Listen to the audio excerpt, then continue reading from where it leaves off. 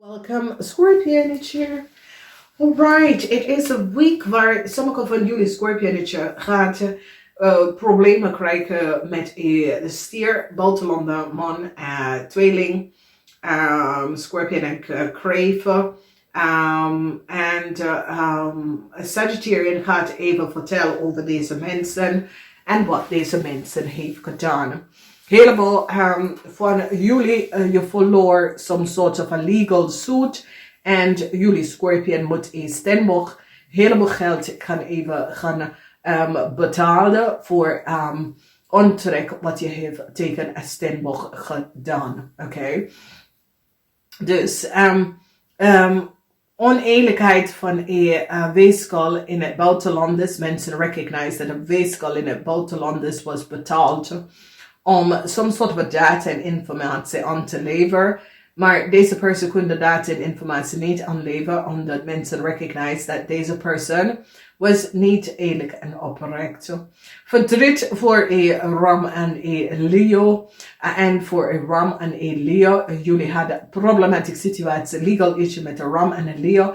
Mensen nou komen achter dat een Ram en een Leo het collaboreren om some sort of a new start te krijgen. En de rechter staat hier binnen om te zeggen nee, omdat die recognize dat Ram en Leo het heleboel geld opgenomen aan de volste benodigdheid. Geld komt terug naar sommige van jullie. Sommige van jullie, kreefman, moeten sommige van jullie betaald voor schade dat deze kreefman heeft opgeleverd aan u en je familie. Mensen nou recognize en is nou alle data en informatie kunnen verzamelen over een kreef buitenlandersman dat creëert en betaalt heel veel dingen gedaan tegen jullie Scorpions. Als we kijken de energie van een stier buitenlandersman, mensen nou hebben heleboel informatie over een stier buitenlandersman en dat de stier buitenlandersman is connected met de defrauding van documentation en informatie en verkocht van work permit en verblijfkosten in Nederland. De rechter gaat deze tweeling en stier even aanpakken voor de fraud dat ze heeft gecreëerd. Geen win voor een weeskal. Een weeskal heeft some sort of a rechtszaak opgesteld en mensen recognize dat een weeskal heeft een fraud gecreëerd samen met de kreven.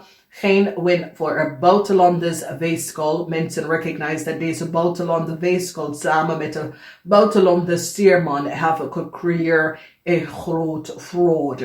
Dus het is hier, dames en heren, dat deze stier samen met de tweeling had samen gecollaboreerd en get some sort of a documentation, fraud, reisdocumentatie, paspoort of vergunning voor een tweeling. That was created on the falseheid, omdat mensen nou recognize dat documentatie, iemand heeft documentatie kan betalen.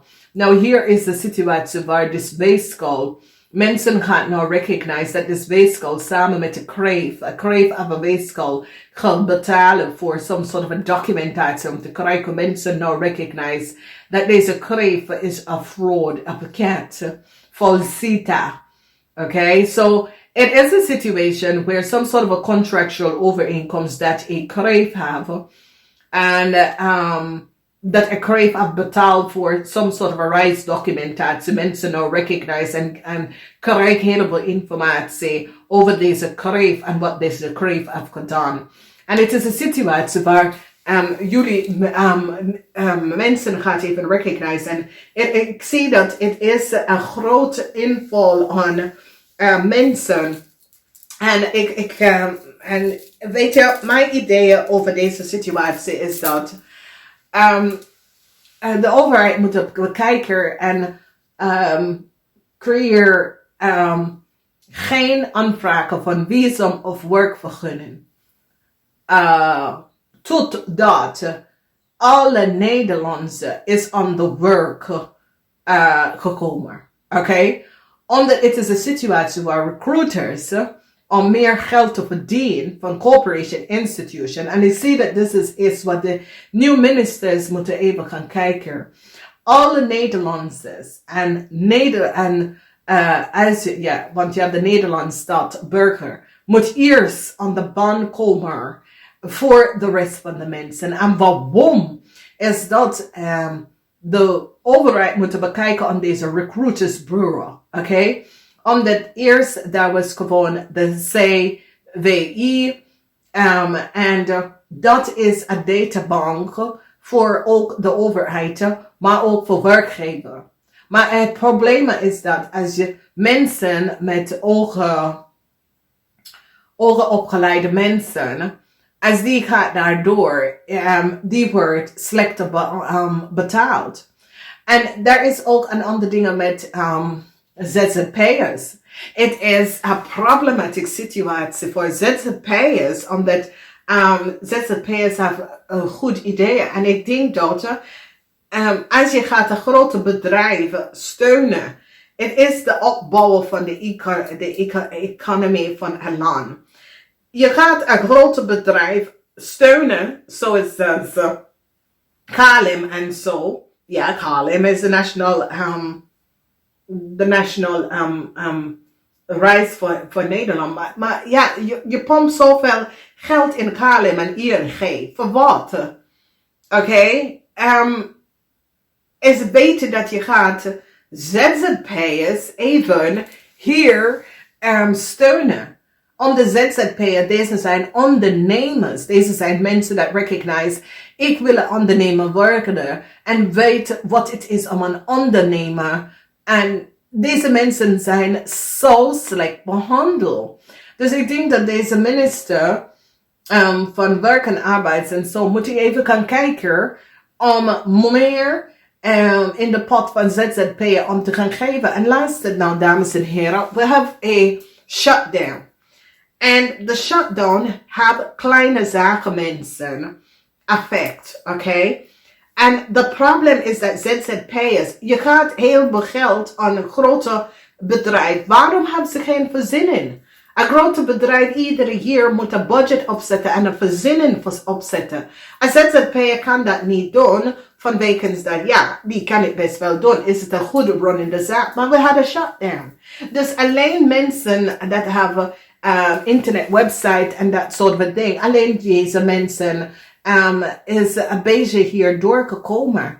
Maar dames en heren, de mensen dat moeten support krijgen, dat de ZZP'er en haar partner, of een ZZP'er, want het is op televisie, dat ZZP'er heeft het zo moeilijk, maar ZZP'er is de ruggengraat van de economical standpoint in Nederland. Omdat als een ZZP'er, je weet dat je moet daar keihard op voor jezelf kan komen. Een grote bedrijf, waarom ga je investeren in een grote bedrijf en niet in een kleine ondernemer? Weet je, dat is de vraag dat de nieuwe minister moet even gaan kijken. Omdat ZZP'ers hebben en creëren mogelijkheid om Nederlandse produceren dingen in de wereld te zetten. Dat creëert een groot economical stability voor Nederland. Oké, deze zijn de mensen dat betalen de BTW en dat soort dingen. Hoeveel huge grote bedrijf kan niet de volmacht van de BTW even kan afdragen? En die mensen krijgen de steun en ZZP'ers krijgen geen steun. En dit is een ander ding dat moeten even goed kijken. ZZP'ers die zijn boekhouder. De Belastingdienst heeft geld nodig en hebben druk. Waarom inskakel je niet ZZP'er boekhoudend bedrijf? Omdat ja, als een ZZP'er heeft een boekhoudend bedrijf of een accountantkantoor, kan je werk aan ze geven waar je betaalt ze een bepaalde bedrag. En daar zijn goede mensen in Nederland dat kan de Belastingdienst helpen. Dus het is zoiets als, ja, we hebben druk hier, we hebben druk daar, we hebben druk daar. Maar daar zijn heel veel mensen met ervaring dat komt nooit aan de bak. En dat is waarom ik zeg, slaan de grens op totdat alle Nederlandse is in werk en heb werk krijgen. Iedereen kan vanuit huis werken. En het probleem is dat overheid instellingen moeten kijken hey, wie in onze gemeente, dat is werkloos of wat. En kijk aan, weet je, wat hebben ze? Hebben ze een tweetal die kunnen helpen in gemeentehuis instellen en dat soort van dingen. Dus ik denk dat die hele economical standpoint van ZZP'er, workloos mensen, moeten echt goed gaan bekijken voordat we laten deze recruitersbureau meer mensen in Nederland even gaan brengen. Dat we hebben niet nodig, omdat we hebben workloos Nederlandse dat moeten reinsteren. En dat is het, 20 jaar geleden. Pim, hij zorgt dat alle buitenlanders is opgenomen, moet best wel de Nederlandse taal beheersen, moet best wel een NT2 kan halen. Dat moet even terug gaan inzetten zodra. Maar er zijn Nederlandse burgerlijke mensen, buitenlandse, dat woord Nederlandse burger, dat hebben en is goed beheers van de Nederlandse taal en hebben goede achtergrond, zakelijke achtergrond en zo. Dat zijn de mensen, weet je, als die Belastingdienst even gaan kijken naar deze kantoor en zien wat deze mensen, je kan zien wie is goed en wie is niet goed. Dus los de problemen op. Wij bekijken deze mensen, want er is heel veel ZZP'ers dat zijn boekhouden, maar ja, de mensen willen dat niet betalen en dat soort van dingen. Als je zegt, oké, we pick out this bedrijf, die work onder ons. Je gaat even zien hoe goed dat gaat flowen, dames en heren. Waarom gaan we meer mensen in Nederlands nemen? Want af van Nederlands heeft geen werk van bekens doordat die hele systeem is niet open. En dan komt meer buitenlanders, de Belastingdienst oplichten, andere mensen oplichten. Ja, het werkt niet, mensen. Dus ik denk dat het is een reïntegratie voor Nederlandse die is out of work voor heel lang. Dat is die kan online cursus doen. Dat moeten even gaan bekijken en even zien. Boekhouderskantoor, dat Belastingdienstkantoor willen overnemen. En die mensen werken onder de Belastingdienst. En je betaalt ze een maandelijke fee. Mensen zijn blij daarom. Dames en heren, dit is een land van waar de beurs is bestaat uit, oké? En als we recognize, het is een land van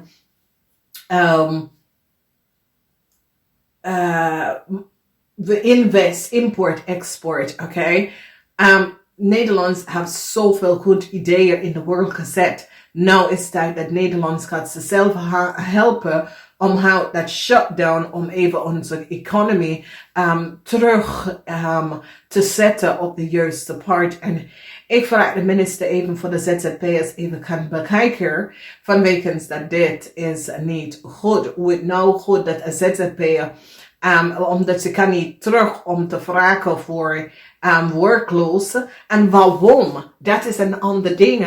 Omdat een ZZP'er, een grote bedrijf kan even zeggen, oh we doen hoeveel miljoen, hoeveel is in Nederland gebleven om de economie om te steunen. Hoeveel buitenlanders bedrijf krijgen support van de Nederlandse en wij als Nederlandse dat niet krijgen. Weet je, dat is het ding. Dus waarom meer visum en meer werkvergunning aan mensen om in Nederland te komen werken? Nee, gaat even Nederlandse terug naar school. Sommige mensen hebben gewoon de steun nodig. Sommige mensen, als je kiest een groep van mensen, hey, wat? Je kan het doen gewoon via de internet. Stuur ze de vragenlijst in. Weet je? Werk met Nederlandse mensen in plaats van deze recruitersbureau. En ik denk dat deze recruitersbureau moet weg en alles gaat door één centraal CWI. Oké? Omdat daar ben ik doorgelopen, weet. opleiding gedaan, even aan mijn werk gekomen en dat soort van dingen. Als het lukt door één centraal, mensen kan recognizen wie gebruikt onder mensen data en informatie, omdat het komt op in de systeem. Dames en heren, dit is niet eerlijk. Er is heel veel fraud door recruitersbureau dat gebruikt LinkedIn om mensen data en informatie te krijgen en gebruik en geef het aan buitenlandse mensen in Nederland te komen. En ik zit jullie te waarschuwen, het is 2 keer dat dit is bij mij gebeurd. 2 keer. En ik heb het aan de bel genomen. Dus mijn bedrijven worden verbruikt en mijn data en informatie. Dit is niet goed wat is aan de hand. Deze recruitersbureau moeten best wel dichtklappen. Alles moet central door een central database. We gaan binnenkort onze cloud even gaan bouwen in Nederland. Laat alles door deze bedrijf even gaan runnen. Nederlandse informatie blijft in Nederlands. Dat een recruitersbureau kan iemand een berichtje benadert iemand. Dat hebben niet aan de mensen gevraagd voor iets, maar je benadert in iemand omdat jullie willen crime onder de tapijt vegen. En iemand anders data en informatie verspreiden naar een ander land. Dus iemand kan in Nederlands komen onder iemand data en informatie. Word wakker, dames en heren. Dit zit te veel gebeurd. En recruitersbureau zijn de mensen dat doen dus. En LinkedIn, for as far as I'm concerned, shut down LinkedIn. Omdat LinkedIn moet best wel zien deze mensen. Oké? En het is de 2e keer door LinkedIn. En die gebruikt oude coworkers om met jou om te connecten. Oké? De laatste heb ik een video call gedaan. Dus ik weet wie de persoon is. Oké? Dames en heren, dit is een situatie waar mensen, gegevens en informatie, de hetzelfde identity theft dat gebeurt in de Verenigde Staten, is nu in Nederland. En daar is tijd dat wij moeten best wel gaan beschermen Nederlandse data en informatie. Door een centraal, haal alle deze arts en bureau uit. Omdat dat is een derde partij. Oké? Laat even de geld wat je arts en bureau, tussen de arts en bureau en de werkgever, laat het even gaan in de pot van de overheid. Dan heb je een centraal data en informatie. Werkgever wil iemand van altijd, betaal het aan de overheid. Betaal het aan de CBI. Oké? En de probleem is dat we weten niet wie zijn deze recruiter. En een heleboel mensen zet één recruiterbedrijf op. Maar wie zit daarachter en waar is je data? 2 keer nou is dat gebeurd. Oké? En dit is een situatie dat is. En wat ik merk is dat. Obviously, omdat ik heb Engels en Nederlands. Die mensen wil gewoon die Engels 2 keer. Dus dames en heren, er is heel veel dat gebeurt achter de schermen in Nederlands. Dat heel veel mensen is niet van op de hoogte. En mensen nemen dingen licht. Maar het is tijd dat Nederlands Nederlandse burger data en informatie te beschermen tegen buitenlandse mensen. Omdat ze zijn de mensen dat verbruiken onze informatie. Namaste.